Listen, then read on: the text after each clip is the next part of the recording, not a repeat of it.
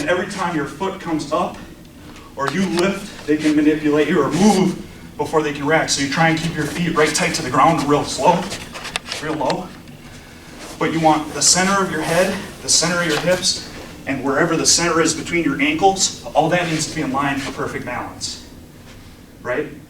And so you can spin in line. Even if you're out like this, you could still spin if everything's lined up. You don't want to be too far forward, too far back, because a little push or a little pull will throw you right on your face, right? So everything in perfect line, and you step in to get the distance, to that last little bit of pop, and that's what sends them back. First jab, pop. Then they have gauged your distance, they know they can touch you, and you're behind the 8 ball because you're reacting now, right? So you get it, pop, boom, boom, boom, and when they open up, that's when you get them. The only way out of that is to move away. You take that first pop and you're behind the 8 ball and you cut. Yeah.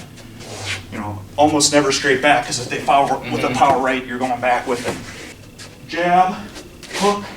I take a little step out, and you don't want to kick your heel too much, but it's a good thing for new people and younger people to do, because it gets you to rotate your hips. When you turn like this, you have to turn your hips over, right? You want to do the same thing, but you want to step with your toes still on center line. So as I go out to make the hook, I'm still pointed at his center line, and that gives you to where you're firing on him still, right? Hook, hook, hook. I'm still center line to his center line and throwing the hook before I open up. Every time you hook, you're making that lateral. Little movement. Yep, but you're just moving around radius-wise the same degree that you're moving. Your toe still points at his center line. Jab, straight forward, hook, hook, boom, open up. You're shunting his power punch. So if you're a lefty or a righty? Righty. You're a righty, so you want your right arm back. That's your jab hand. I'm shunting his power hand. So I throw my jab, pop. I throw a hook. He's going to bring his arm up to block. Hook, hook, pow. Opened up down the middle. It's almost more a distraction to set up. I mean, there is some power on it. Yeah, and the cool thing about it is it works really well with the style of punching that I've been trying to teach you. So when you hook, you're seeing everything. You get power just from the structure of the punch. So your jab straight, and then hook, hook, right. And you get a ton of power in it. It is a knockout punch. I've knocked guys to where they were falling before I hit them on the way down with my right. And then they finally collapse. So you got all these muscles versus just the arm muscles. Well, you got all these muscles. Yeah, and it's actually your bones. So all you're torquing is your hips and your shoulders. Yes, sir. All the energy comes down, and the only thing these little muscles have to do is keep this in line like an arch, like a Roman arch. Yes, sir. Right? So jab, Roman arch, Roman arch.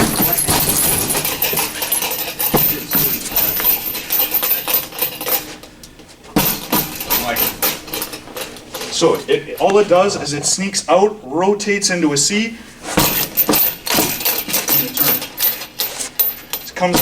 You don't have to start it in an arch. You bring it out, snap into an arch, and rotate.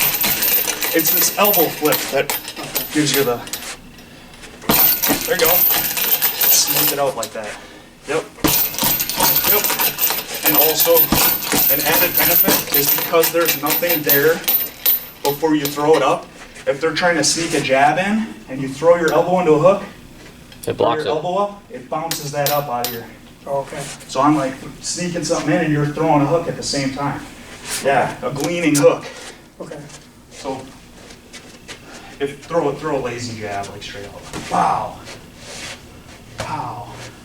Pow.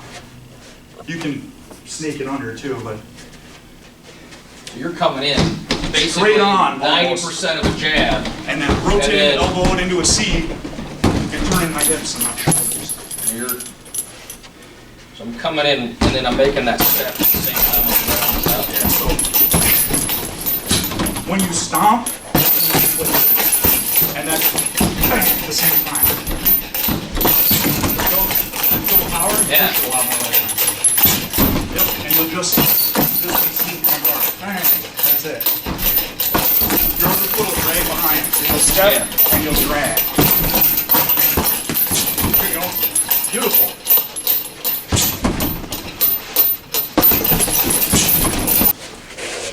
The overhand right then comes in after that. Boom, boom, boom. You already C'd twice. This one comes into a C and over the top. You turn the two knuckles down on the chin and nose, basically. Pow! And drive their chin down in the throat.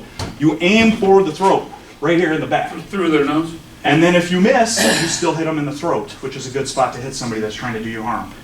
So if they drop their chin, you clip They the drop chin. their chin automatically, Yeah. usually if they're a boxer. Yeah. 1, 2, pow, pow, pow. And you rolled with it. You kind of want to, and this is a boxing thing, you want to try and hide as much as your face from your shoulders. So rather than turning into it, with rolling with the punch is good. That's an ollie thing.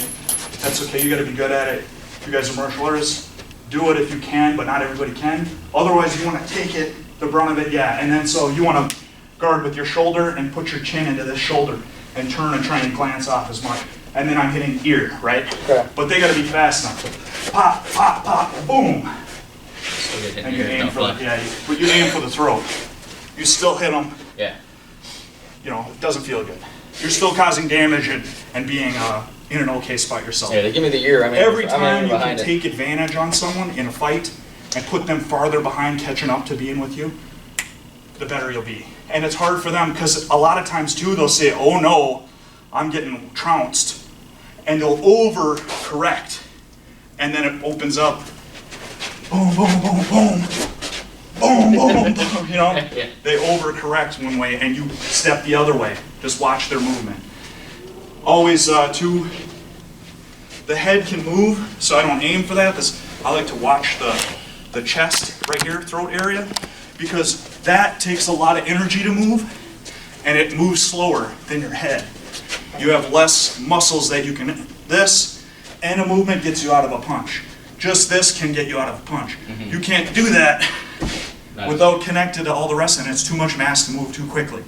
Even a really light fighter, a small guy that he thinks too fast, if you aim for the big spots, you know, it's like center mass shooting. The theory behind that, you don't aim for the head, aim for the middle, slow him down, and then you can get a shot at the head, right? Aim for the middle. Boom! And body shots are great for slowing people down. You start interrupting their breathing or causing immense organ pain from smashing their liver or their spleen, their bladder, they will slow down. They will start to lose energy very quickly. We're flaring that same moment arc, right? Yes. And it comes up like this. Turn, flare. You keep your guard up. You turn your So I'm hips. actually leaning. You're stepping over enough to invert your shoulders so you get the C. Okay. Because you can't do this just still straight. It's not a C anymore. It's a C to here only. Right. So you go over the top. So I'm double.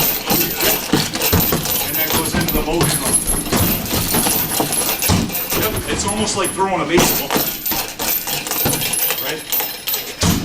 That was perfect. That'll not Baseball analogy helped. That'll work.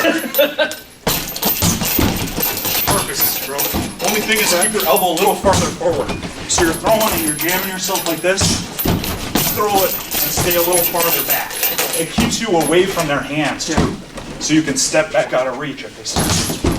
There you go.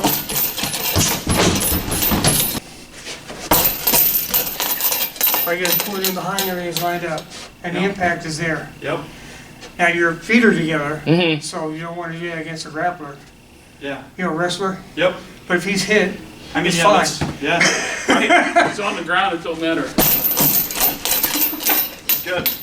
They have a hop and chop, they call it in Savate, and that's along the same lines of the same thing. But it's a jab at your full length, and then to get the distance, because your hook's closer, you jump into the hook, and it's similar to that, but you still keep your feet together. You get all your base moving. So it's called a hop and chop. You jab, and you jump in, step in. Yeah. You still keep a wide stance. That's a Savate kick. You're working your punches, right, and they're getting to be where they want to exit again. But you've been hitting them upstairs all day, and now you're going to either cut in the body, or you're going to throw a power kick that they cannot block with their hands because your arms are not as strong as your legs, right? You'll bring your hips forward, you stretch everything like a rubber band, drop your heel, and turn it over. And that's a high or low kick either way. So you're fighting, and it kicks right through everything. It's like a baseball bat, to where a tie kicks like a snap. Yeah. This is a bang, power kick, and you can't block it. If you get it, if you hit it, doesn't matter what they put in the way, they're hurting. And you're Now, not- if it looks like if you lead with it, the guy can see it coming. Yeah, you can fake it though too. Right. Go after You it. gotta mix it, you really need to mix it in. And the only way to beat a counter puncher, if he's looking for you to fight, even with a jab, right? The only way is to either be faster than them, which you can be at the beginning of the fight, but not if you're the one always throwing punches and they're just biding their time until you slow down and they can react faster. Yeah. The only way to beat a counter puncher is to feint and fake. That's it. And that's your, should be working those in as a, Yeah. for actual combat anyway, you know. You know, get them to do something because they think something's coming at them, and you don't want to be in the way of all that power that you have now after you're stepping, heel out. And that's to the body, or if you're going up high. And you want to bring your shin right here. That's what you want to hit with, not the foot. So it's wow.